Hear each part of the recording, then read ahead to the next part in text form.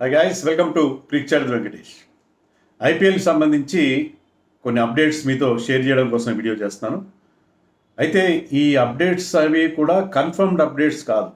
అంటే అవి జరగకపోవచ్చు. కానీ ఏంటంటే చాలా రిలయబుల్ వెబ్సైట్స్లో, రిపీటెడ్ న్యూస్ పేపర్కి సంబంధించిన వాళ్ళ సైట్స్లో ఇవి రిపోర్ట్ అయ్యాయి కాబట్టి, ఇవి పబ్లిష్ అయినాయి కాబట్టి ఐ థింక్ చాలా వరకు అవి నిజమే అయి ఉంటాయి.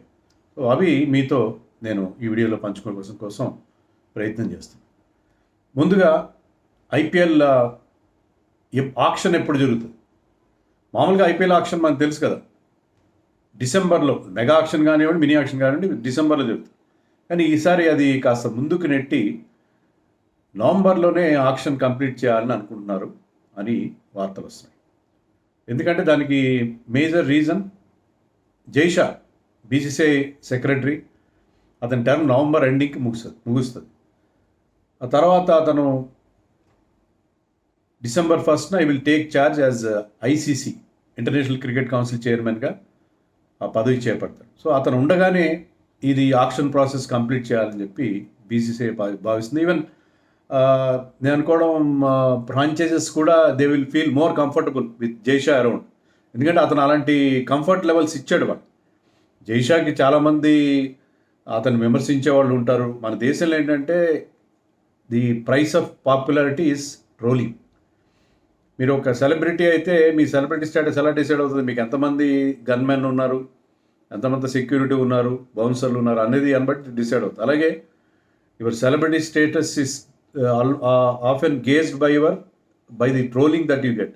సో జైషాకి విమర్శలు ఉంటాయి జైషా పైన, but I think of late he has done very good job. సెక్రటరీగా, బీసీసీ సెక్రటరీగా చాలా మంచి అడ్మినిస్ట్రేషన్ అందించాడు అని చెప్పడానికి నేనైతే నాకైతే ఎలాంటి సందేహం లేదు. సో జైషా ఉండగానే ఈ ప్రాసెస్ కంప్లీట్ చేయాలని అనుకుంటున్నారు. సో లైక్లీ డేట్స్ ఏంటంటే నవంబర్ 16th, 17th ఒకటి అనేది వస్తుంది. ఒకవేళ నవంబర్లో కుదరకపోతే, టైం సరిపోకపోతే డిసెంబర్ 14th, 15th ఆ టైంలో, అంటే బహుశా ఏంటంటే అలాంటి ఇంటర్నేషనల్ మ్యాచెస్ లేకుండా, ఎందుకంటే దిస్ ఈజ్ ఎ టెలివిజన్ మనకి లైవ్, సో దీనికి కూడా మంచి వ్యూయర్షిప్ ఉంటుంది.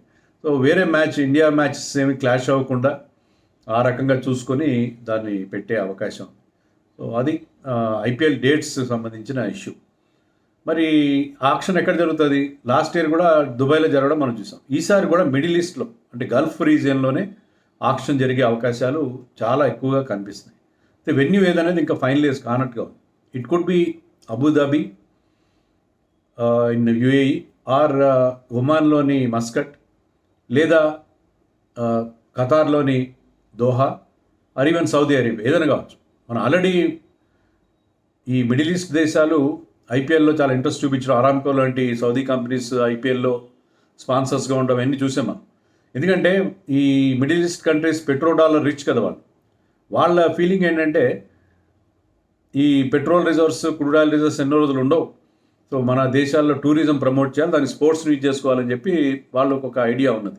సో ఆ నేపథ్యంలో they are trying to invest big in sports, particularly in a big country, big market like India. అందుకనే వాళ్ళు ఇంట్రెస్ట్ చూపిస్తున్నారు. సో ఆక్షన్ కనుక ఆ దేశాల్లో జరిపితే అక్కడ ఒక బజ్ క్రియేట్ అవుతుంది, వాళ్ళకి ఫారిన్ ఇన్వెస్ట్మెంట్ వచ్చే అవకాశం ఉంది. సో ఆ ఐడియాతో బీసీసీఐ మిడిల్ ఈస్ట్లో కండక్ట్ చేయాలని చెప్పి అనుకుంటున్నారు. సో ఈసారి కూడా ఆక్షన్ అక్కడ ఉండే అవకాశం. 2 days ఉంటుంది కదా మామూలుగా, mega auction happens for 2 days. So ఆ 2 days ఆక్షన్ అక్కడ. మరి రిటెన్షన్ రూల్స్ సంగతి ఏంటి? ఇంకా ఏంటి ఇంతవరకు చెప్పకపోవడానికి కారణం ఏంటి? అంటే ఏదో మొత్తం మీద వాళ్ళకి ఇంకా బీసీసీఐలో దీని మీద ఇంకా చాలా ఒక క్లారిటీ వచ్చినట్టుగా లేదు.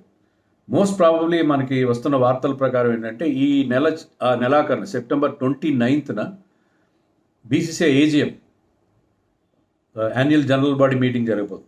దాంట్లో ఆ మీటింగ్ అటు ఇటుగా, లేకపోతే ఆ మీటింగ్ టైంలో, మీటింగ్ దీనికి యాక్చువల్గా సంబంధం లేదు, అయినా సరే ఆ టైంలో ఈ గైడ్ లైన్స్ ఫర్ రిటెన్షన్ ప్రకటిస్తారని చెప్పి మన ఎక్స్పెక్ట్. దాని తర్వాత రిటెన్షన్ కొంత టైం ఇస్తారు. ట్రేడింగ్ కూడా ఉంటుందా ఉండదా అది కూడా డిసైడ్ చేయాలి. ట్రేడింగ్ గురించి కూడా చాలామంది హోప్స్ పెట్టుకున్నారు. ట్రేడింగ్తో పాటు మనకు వస్తున్న వార్తలు ఏంటంటే ఇద్దరు కాదు, సారీ, అన్క్యాప్డ్ ప్లేయర్ విషయంలో రిటైర్డ్ ప్లేయర్స్ని ఎలో చేయడం.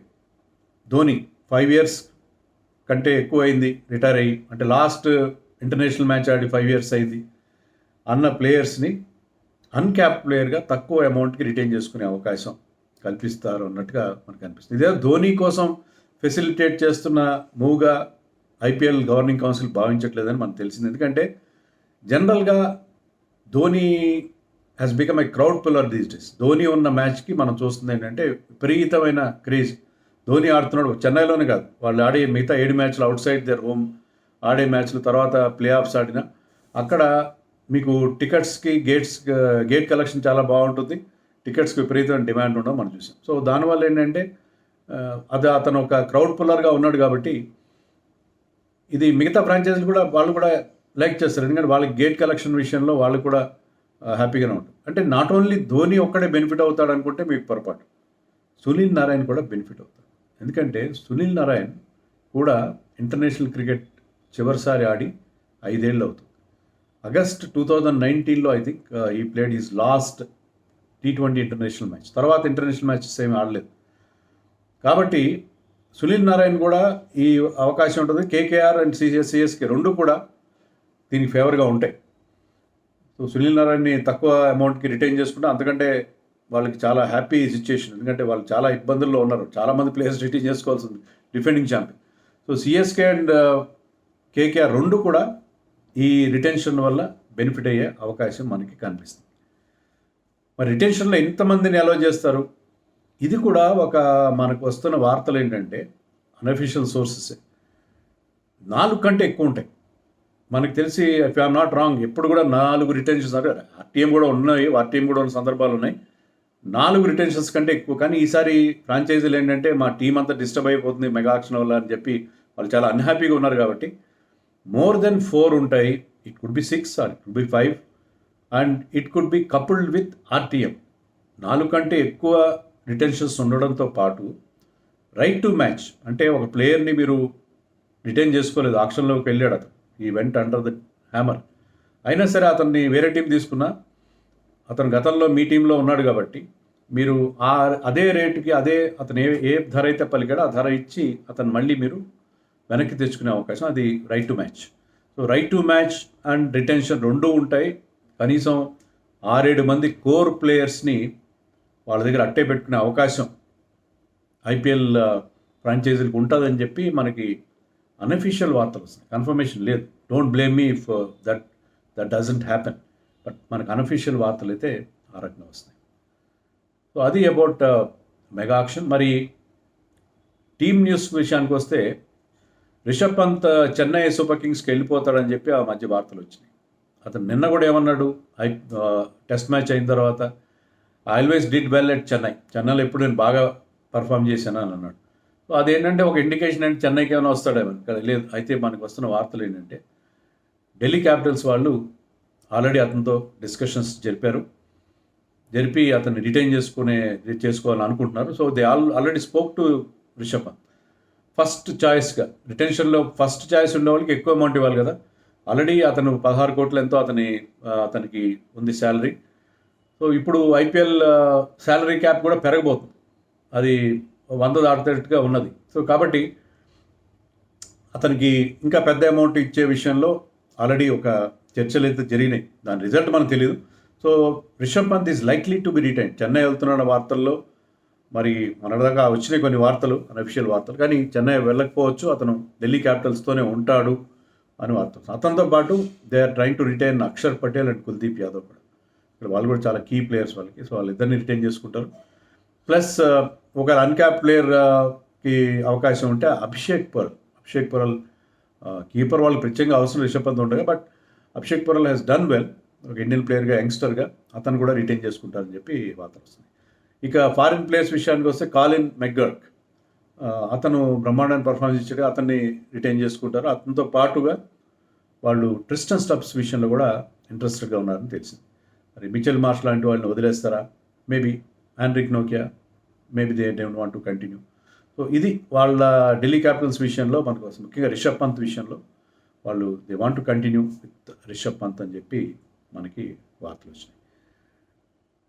ఇక కోచింగ్ స్టాఫ్ విషయానికి వస్తే Rahul Dravid already joined RR. అతనితో పాటు విక్రమ్ రాథోడ్ కూడా వాళ్ళ బ్యాటింగ్ కోచ్గా రావచ్చు ట్రెవర్ పెన్నీ ప్లేస్లో.